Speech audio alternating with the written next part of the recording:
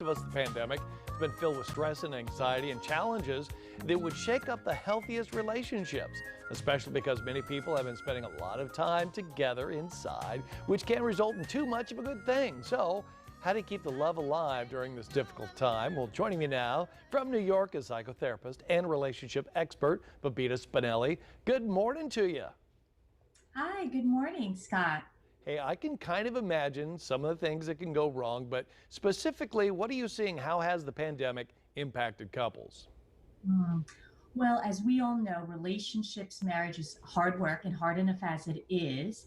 But I'd say the impact on relationships is the pandemic, under the pandemic, basically, because relationships are really struggling. They are dealing with a lot of layers of stressors at the same time. And normally that would not be the case.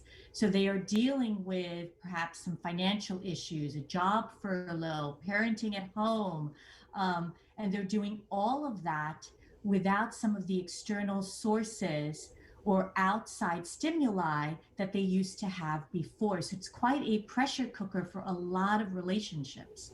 So you kind of mentioned some of the issues there. So to go along with those, what are some of the, I guess, the top tips for couples trying to keep their relationship healthy?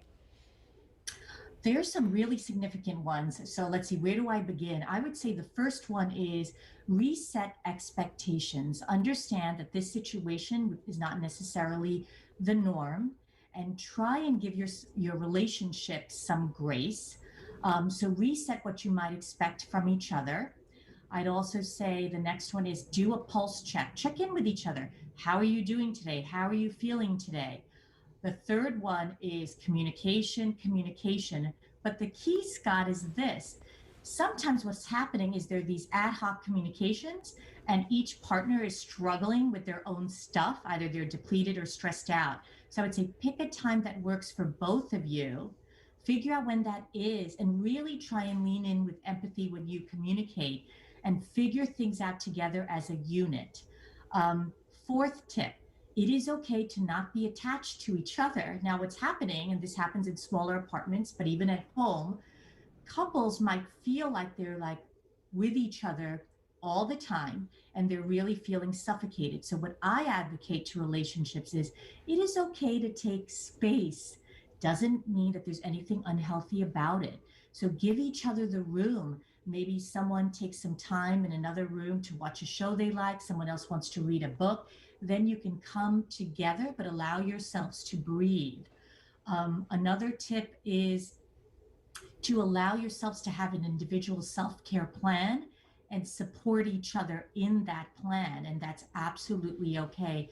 Talk it through with each other. Someone might want to take a walk, someone needs to ride a bike. Speak to each other about it.